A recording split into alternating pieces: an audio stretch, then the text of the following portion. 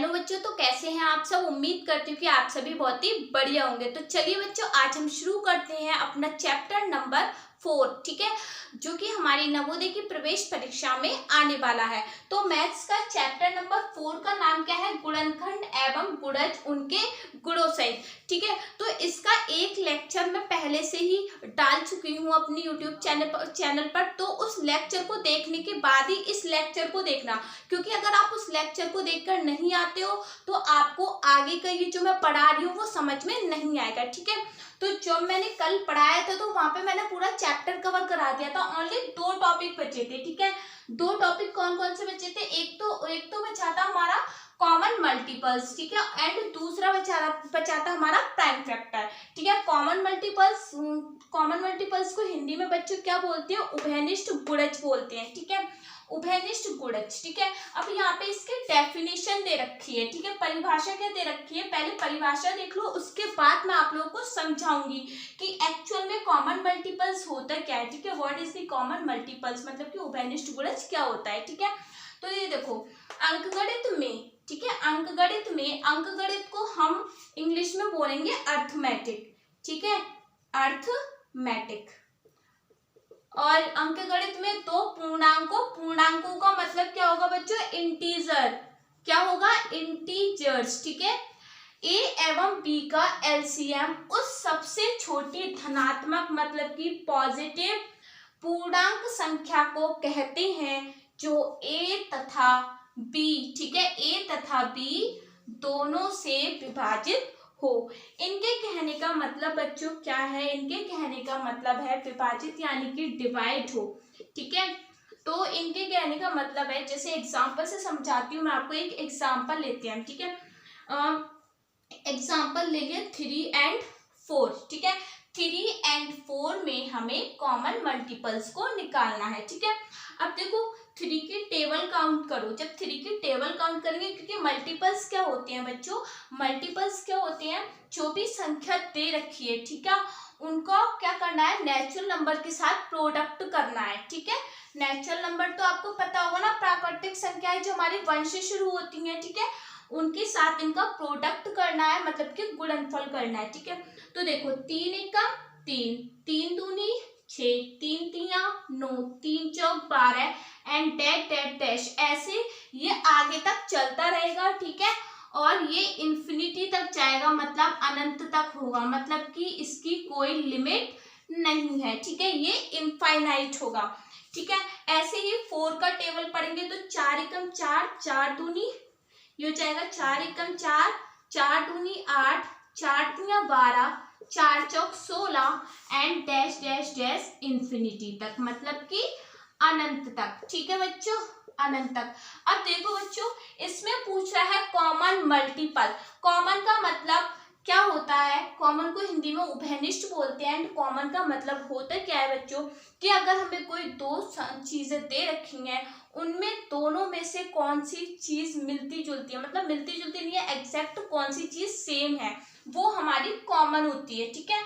अब कह रहा है कॉमन मल्टीपल्स। कॉमन मल्टीपल्स की हमने डेफिनेशन क्या पढ़ी कि ए तथा बी हमारे पास 2 पूर्णांक है, तो 2 पूर्णांक 3 और 4 को हम क्या मान ले, ए मान ले, 1 को बी मान ले, ठीक है।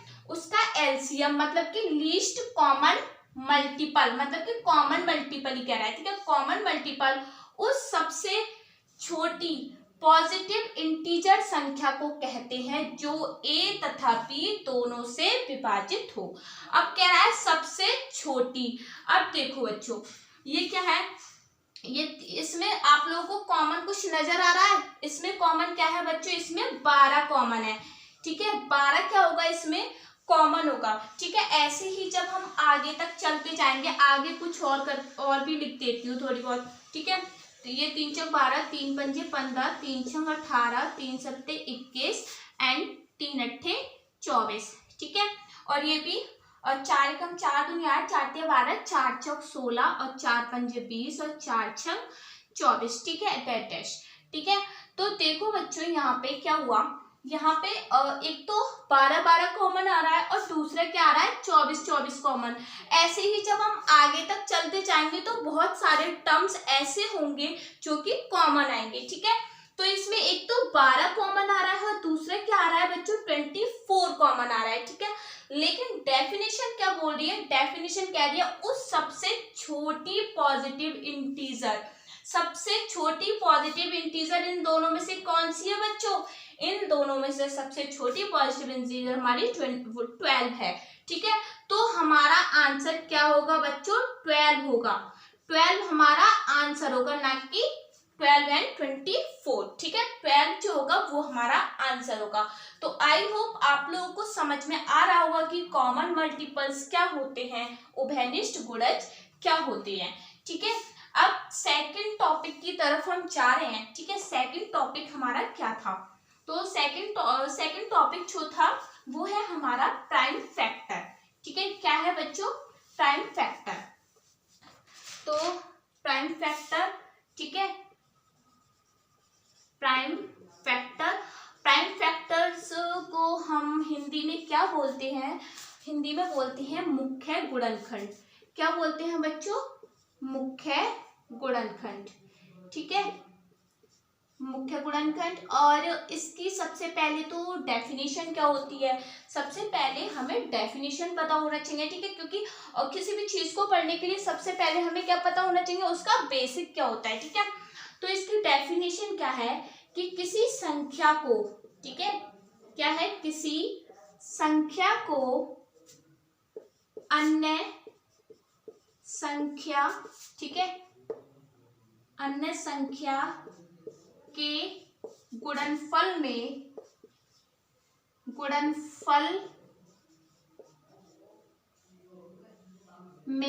तोड़ने की क्रिया, ठीक है, तोड़ने की क्रिया को हम क्या कहते हैं, तोड़ने की क्रिया को हम क्या कहते हैं, प्राइम फैक्टर कहते हैं, ठीक है।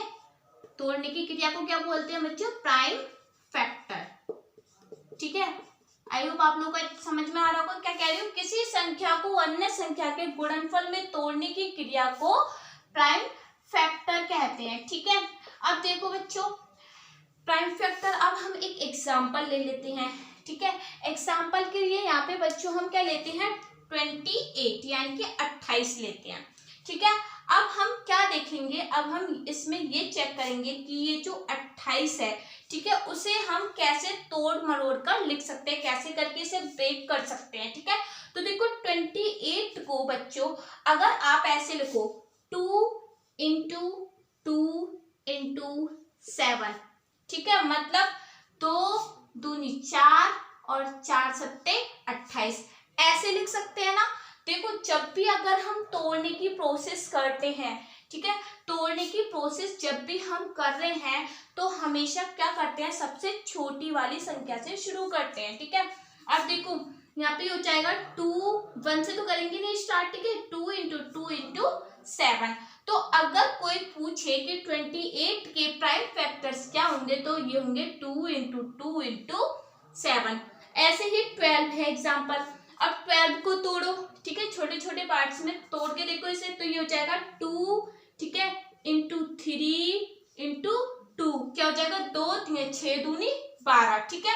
तो 12 के प्राइम फैक्टर क्या हुए, 2 हुआ, 3 हुआ, 2 हुआ, ठीक है यार, 2 2 3 हुआ। आगे पीछे हम कर सकते हैं इसे, ठीक है, इससे कोई फर्क नहीं पड़ता है।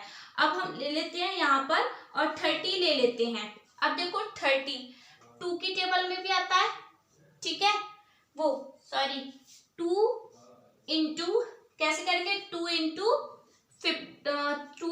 3 इंटू 5, 5 3 15 दूनी 30, ठीक है। तो ये 2 3 एंड 5 हमारे बच्चों क्या होंगे, प्राइम फैक्टर होंगे। हमेशा याद रखना जब भी हम मुख्य गुणनखंड करते हैं, प्राइम फैक्टराइजेशन जब भी अगर करते हैं, तो सबसे पहले हम किससे स्टार्ट करेंगे, 2 से स्टार्ट करना चाहिए, ठीक है। अगर वो चीज मतलब 2 से मल्टीप्लाई करके नहीं आ रही है तो फिर 3 से देखेंगे, 4 से देखेंगे, 5 से देखेंगे, ऐसे करके देखते हैं, ठीक है। ऐसा मत करना बच्चों, जैसे 28 को आप ऐसे भी कर सकते हो ना, 4 इंटू 7, तो आप बोल दो कि 4 और 7 इसके प्राइम फैक्टर है, ठीक है। ऐसा मत करना क्योंकि 4 भी क्या है, फिर से टूट सकता है, ठीक है। तो इसे हमें जब तक सिंप्लीफाई करना है, जब तक तोड़ना है, जब तक कि ये टूटता रहे, ठीक है। तो प्राइम फैक्टर मुख्य गुणनखंड क्या होते हैं, आई होप आप लोगों को समझ में आ गया होगा। ठीक है, अब मैं आपको एक दो क्वेश्चन करा रही हूँ। ठीक है, एक दो क्वेश्चन कराती हूँ जिससे आप लोगों को ये पता चल जाए कि आप लोग ढंग से पढ़ रहे हैं नहीं, आपसे होते हैं वो क्वेश्चन या नहीं। ठीक है, तो फर्स्ट क्वेश्चन है हमारा कि पहले नहीं, एक मिनट, पहला क्वेश्चन क्या है, 6 के प्रथम, ठीक है, 6 के प्रथम 5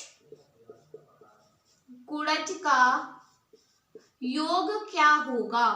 ठीक है, गुणज का योग क्या होगा ये पूछ रहा है। ठीक है, तो देखो 6 के प्रथम 5 गुणज का योग पूछ रहा है आपको। इन्होंने ऑप्शन दे रखा है 90 होगा, दूसरा दे रखा है कि 54 होगा, तीसरा दे रखा है कि 30 होगा और फोर्थ दे रखा है हमारा 60 होगा। तो बच्चों क्या पूछ रहा है कि 6 के फर्स्ट, प्रथम मतलब कि फर्स्ट, ठीक है, 6 के फर्स्ट 5 गुणज यानी कि मल्टीपल, ठीक है, मल्टीपल का योग मतलब एडिशन मतलब कि सम। ठीक है, तो ये हमसे पूछ रहा है कि 6 के 5 प्रथम गुणज का एडिशन क्या होगा। तो देखो गुणज को निकालने के लिए हम क्या करते थे, गुणज को निकालने के लिए हम 6 की मल्टीप्लाई करते रहते थे नेचुरल नंबर से। ठीक है, यानी कि एक टाइप से ये भी कह लो कि 6 का टेबल काउंट करते थे। ठीक है, तो देखो 6 के प्रथम 5 गुणज क्या होंगे, 6 एकम 6, 6 दूनी 12, 6 तिया 18, 6 चौक 24 और 6 पंचे 30। ठीक है, 5 पूछ रहा है, देखो 1 2 3 4 एंड 5, 5 हो गए। अब इन सब का एडिशन बोल रहा है, मतलब कि इन सब का योग क्या होगा। तो इनको हम आपस में क्या करेंगे, प्लस करेंगे। ये हो गया 30, ठीक है, ये 24 और 6 ये 30, ये हो गया 30। ठीक है, 24 और 6 30, प्लस 12 और 18 भी 30 और प्लस 30, तो कितना हो गया हमारा 90। ऑप्शन नंबर फर्स्ट हमारा क्या होगा, करेक्ट होगा। ठीक है, देखो बच्चों क्वेश्चन मतलब क्वेश्चन का जो पैटर्न रहेगा ना वो रहेगा यही, बस क्या होता है डिजिट्स चेंज हो जाती है। ठीक है, आप लोगों को बस सॉल्व करना आना चाहिए कि कैसे कैसे करके हम किसी क्वेश्चन का पैटर्न दे रखा है तो उसे सॉल्व करेंगे। ठीक है, बाकी अगर डिजिट चेंज होती है तो उसमें कोई प्रॉब्लम नहीं होगी अगर आपका बेसिक अगर क्लियर होता है तो। ठीक है, अब हम दूसरा क्वेश्चन करते हैं। दूसरा कहता है कि the number of prime factor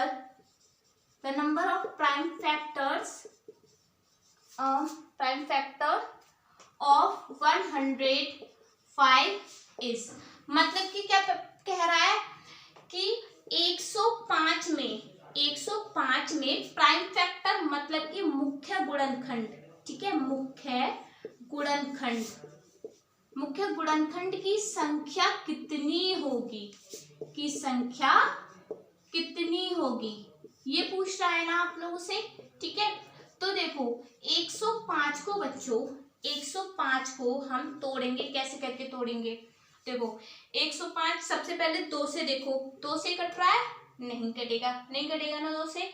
ठीक है, सॉरी 105 को तो हमें ऐसे करके लिखना है ना, मतलब तोड़ के छोटे छोटे पार्ट्स में डिवाइड करके लिखना है, ताकि जब उनका हम प्रोडक्ट करें यानी गुणनफल करें तो 105 ही आए।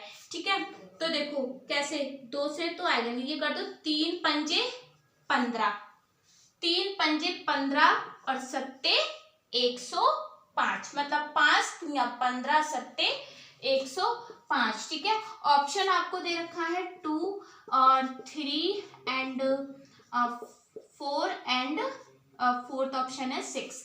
तो देखो कितने आए, 105 में 3 पंजे 15 सत्ते 105। ठीक है, मतलब कि जो हमने गुणनखंड करे हैं, ठीक है, वो हमारे सही है। देखो 3 को हम दोबारा भी नहीं तोड़ सकते, ना 5 को ना 7 को तोड़ सकते हैं। ठीक है, तो ये कितना हो गया 1 2 3, तो हमारा करेक्ट आंसर क्या होगा 3 होगा, क्योंकि वो हमसे नंबर ऑफ प्राइम फैक्टर्स पूछ रहा है, मतलब कि मुख्य गुणनखंड की संख्या पूछ रहा है। ठीक है, तो इसका आंसर हमारा कितना होगा बच्चों 3 होगा। ठीक है, अब हम चलते हैं अपने क्वेश्चन नंबर 3 की तरफ। ठीक है, क्वेश्चन नंबर 3। क्वेश्चन नंबर 3 बच्चों हमारा क्या कह रहा है? क्वेश्चन नंबर 3 कह रहा है कि 24 में टोटल, ठीक है, और टोटल फैक्टर्स कितने होंगे? ठीक है, कितने होंगे? ठीक है, तो ये पूछा है 24 में टोटल फैक्टर्स कितने होंगे, मतलब टोटल गुणनखंडों की संख्या पूछ रहा है। ठीक है, क्या पूछ रहा है? संख्या। ठीक है, अब देखो ऑप्शन आपका दे रखा है कि 5 होंगे, दूसरा दे रखा है कि 6 होंगे, तीसरा दे रखा है कि 8 होंगे, या फोर्थ दे रखा है कि 10 होंगे। तो बच्चों देखो अच्छे से समझ लो इस क्वेश्चन को, ये मोस्ट इम्पोर्टेंट क्वेश्चन है। ठीक है, इस मतलब इस तरह का क्वेश्चन एक आध जरूर आता है हर बार एग्जाम में। ठीक है, तो इसे करने का तरीका समझो। हमसे ये कह रहा है कि 24 में कितने टोटल फैक्टर्स होंगे। तो देखो सबसे पहले क्या करना है आपको, सबसे पहले यहाँ लिखना है 1। ठीक है, 1 लिखना है। अब ये देखो कि 1 से हम 1 में क्या गुणा करें कि हमें 24 मिल जाए। तो देखो 1 × 24 हो जाएगा। ठीक है, फिर हम 1 के बाद क्या लिखेंगे? 2। अब ये देखो 2 में हम क्या गुणा करें कि हमें 24 मिले। तो क्या करें? 2 × 12, 12 दूनी 24 होता है ना। फिर हम क्या लेंगे? 3। अब देखेंगे कि 3 में हम ऐसी क्या गुणा करें कि हमें 24 मिल जाए। तो क्या करेंगे? 3 × 8 = 24। फिर हम क्या लेंगे? 4। ठीक है, फिर देखेंगे 4 में क्या गुणा करें कि हमें 24 मिल जाए। क्या करेंगे? अब क्या आएगा? 6। फिर हम लेंगे 5 लेने के बाद देखो 5 की टेबल को हम कैसे भी तोड़ मरोड़ के कैसे भी करके काउंट करें, लेकिन 24 उसमें नहीं आ सकता। फिर 5 के बाद क्या लेंगे? 6। अब हम 6 ले नहीं सकते। क्यों नहीं ले सकते बच्चों? क्योंकि 6 हमारा ऑलरेडी यहाँ पर आ चुका है। ठीक है, अब इस चीज को हम यहीं छोड़ देंगे। ठीक है, इस चीज को यहीं खत्म कर देंगे। जैसे ही आया ना, और जैसे 6 आया, ठीक है, 6 हमारा ऑलरेडी आ चुका है, मतलब इसके आगे अब हमें नहीं करना है। ठीक है, तो टोटल नंबर ऑफ फैक्टर्स बच्चों कितने हुए? देखो ये 1 2 3 4 5 6 7 एंड 8। कितने हो गए बच्चों? 8। ठीक है, अच्छे से ध्यान रखना। ठीक है बच्चों, इस तरीके से इसे करते हैं। अगर आप लोगों को समझ में नहीं आ रहा है ना, तो फिर से एक बार वीडियो को वो करके देख लें। ठीक है, वीडियो को एक बार पॉज करें, फिर समझें अच्छे से कि क्वेश्चन क्या कहना चाह रहा है। ठीक है, और इसी की चलो एक क्वेश्चन और समझा देती हूँ इसी से रिलेटेड। ठीक है, क्वेश्चन नंबर ले लेते हैं हम 30 में। ठीक है, टोटल फैक्टर्स कितने होंगे? तो वही तरीका था, क्या था कि 30 लिखा, ठीक है, 1 की इंटू करी, किससे करेंगे? 30 से, तभी तो 30 आएगा। दूसरा 2 लेंगे, 2 की इंटू करेंगे किससे? 15 से, तभी तो 30 आएगा।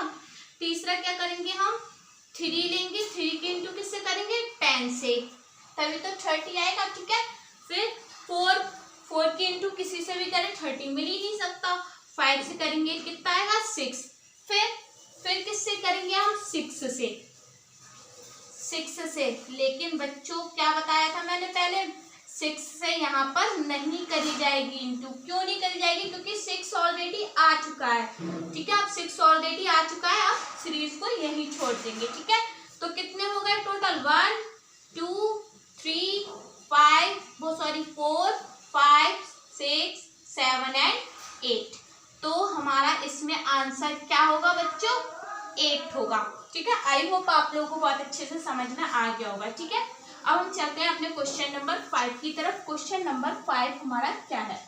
क्वेश्चन नंबर 5 कह रहा है कि what is the prime factorisation of 37800, यानी कि 37800 का मुख्य गुणनखंड क्या होंगे? ठीक है, मुख्य गुणनखंड क्या होंगे ये कह रहा है। ठीक है, क्या होंगे? मतलब कि what is the prime factorisation of 37800। ठीक है, अब यहाँ पे हमारा ये दे रखा है